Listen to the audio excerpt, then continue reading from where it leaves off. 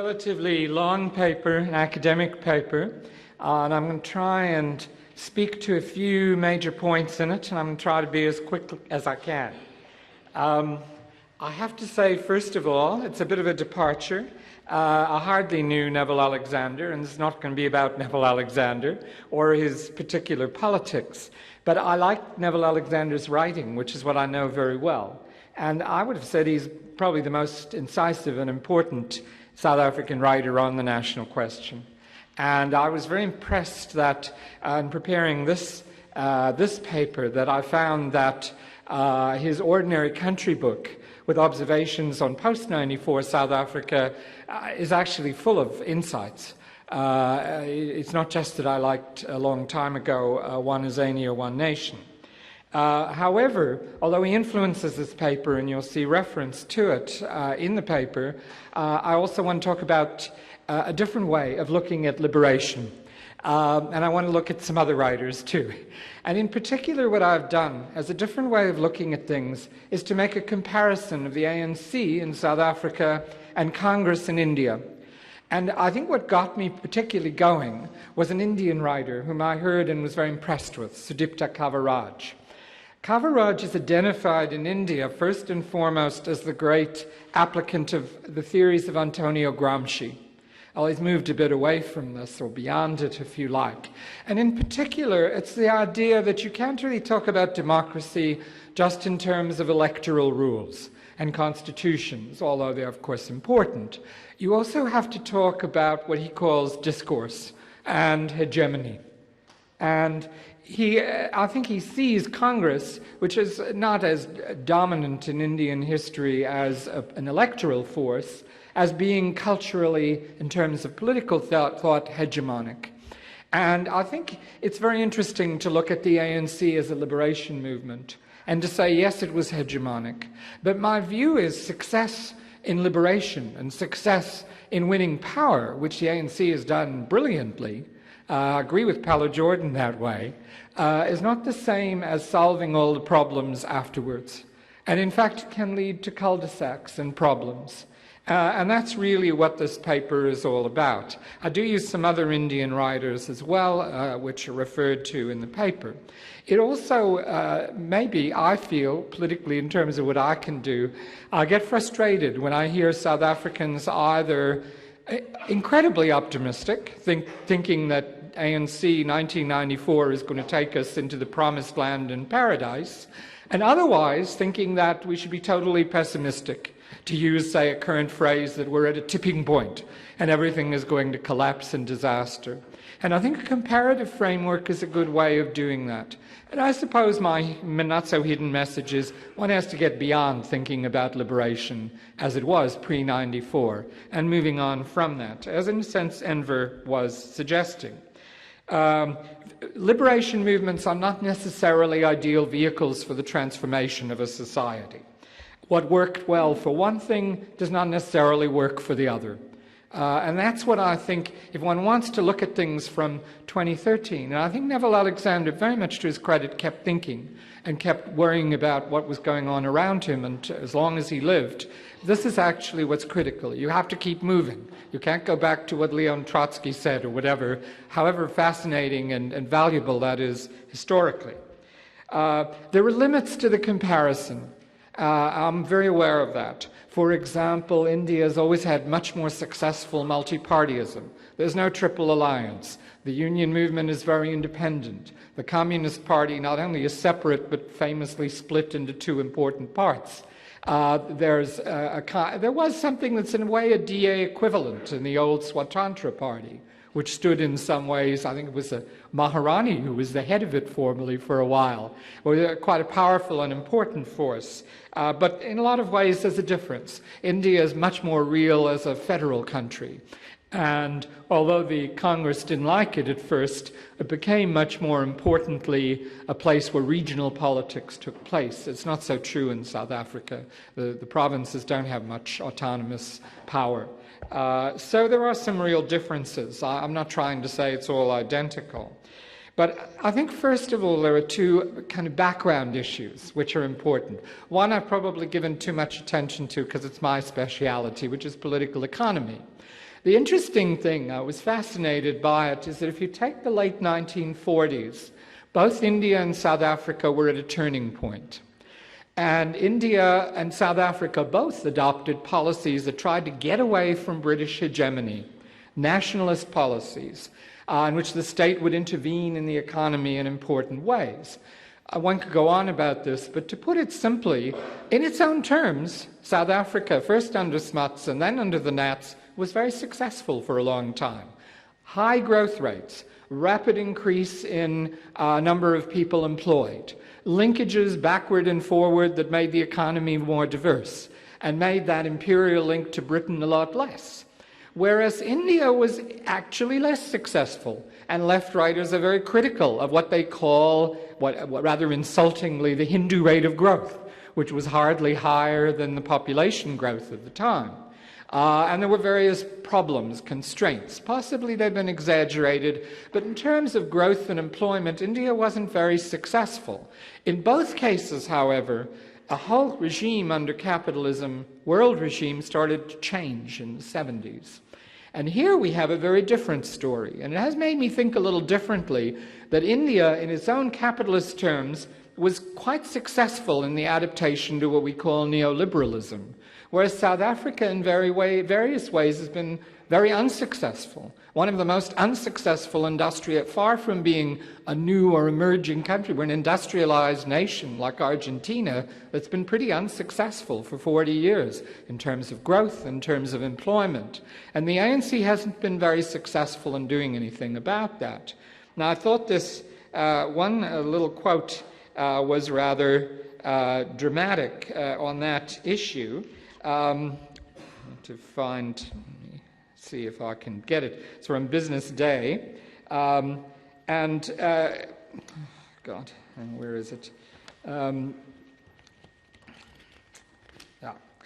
recent article said, trade between South Africa and India has shown strong growth, with South Africa rising to be India's sixth largest trading partner in 2011. South Africa mainly exports gold, diamonds, and platinum to India, and imports pharmaceuticals, steel, and other manufactured products from India. That would have been unthinkable 50 or 60 years ago. It's an amazing reversal, and it is something we need to think about. So that's one issue, especially if you take Nehru's point that if you can deliver on the economy, other things will go okay. The second issue is the issue of democracy.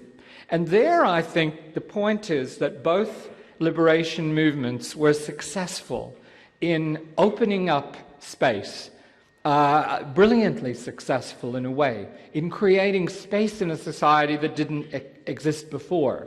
But in both cases, the consequences have been quite unintended.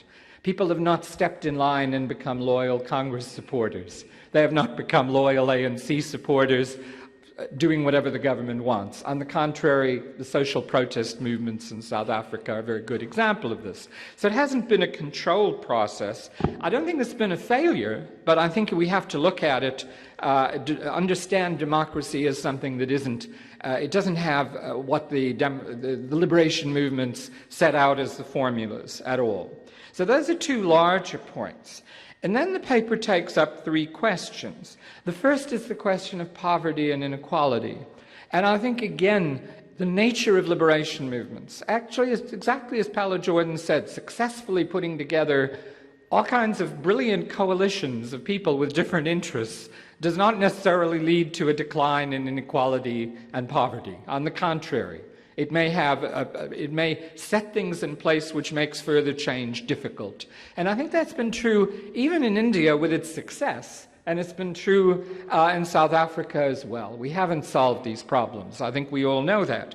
That isn't to say there haven't been some good initiatives, but on the whole, these remain problems. And I don't think the liberation inheritance by itself helps particularly to solve those problems. They have to be taken up in rather different ways. The second problem is also a problem with democracy is the question of the relationship of a state to a people, of civil society effectively. That also was quite problematic in both countries. I'll take a rather nice quote from Perry Anderson where he says, despite what the Gandhis and Nehru said, the ICS, the Indian Civil Service, remains an all-powerful and unquestioned institution that has to be respected by all and loved dearly.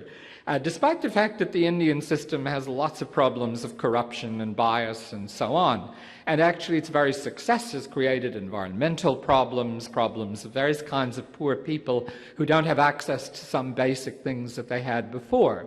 Our problems are quite different and specific, but in general, this problem of a state that thinks it's always right and its internal decisions are all that matters, and that if you're an insider and you're part of these decisions, that's the end of the story. This has not worked out totally correctly, or it's been a problem. And it's not a problem that the ANC, I think, has been very successful at solving. Its very ethos prevents it from doing that. Its inability to understand a broader civil society in which it is not an actor, is not dominant, is critical to that. And the third point is the national question. And I think that's already been stated, but I think the ANC had a brilliant formula in terms of winning power. But that doesn't mean it solved the country's problems. And there's some parallel for this, interestingly, in India. In India, the problem is that, on the one hand, all-inclusiveness, but on the other hand, culturally Hindu dominance. The Hindus are coming back.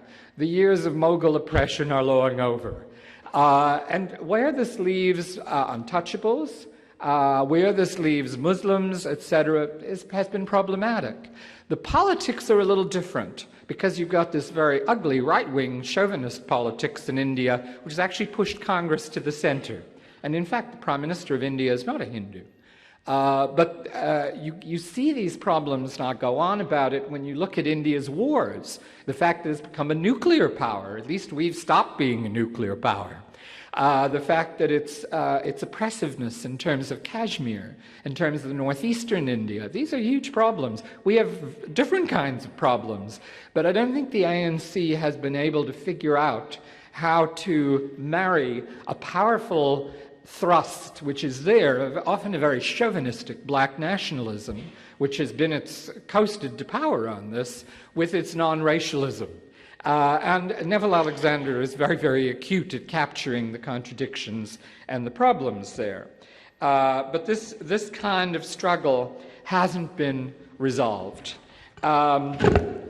So I think, in effect, the class alliance that brought the ANC to power, and you can sort of see this in India too, blocks any further direction if you have socialist ideals, and it in some ways put South Africa in gridlock in class terms, and in terms of solving the national problem. And to me, this is quite, whether or not it's all, you look at something like the xenophobia problem, and sometimes it's very acute. And I look at the struggles over the institution I guess I care about a lot, the universities, and I don't see real answers that are there. There's a lot of struggle. It's not a purely one-sided story. It's not like the government is a great sponsor of xenophobia, but we don't really have answers to these problems. And I think what Kaviraj said is to me was very profound and very interesting, which is that in order to get to power, Gandhi and Nehru and company coasted on people's popular prejudices. They didn't challenge cultural hegemony from below. I'm not a great populist. I don't think the people in below always have the answers or have great answers. In fact, it's important that movements channel and challenge people and create something different.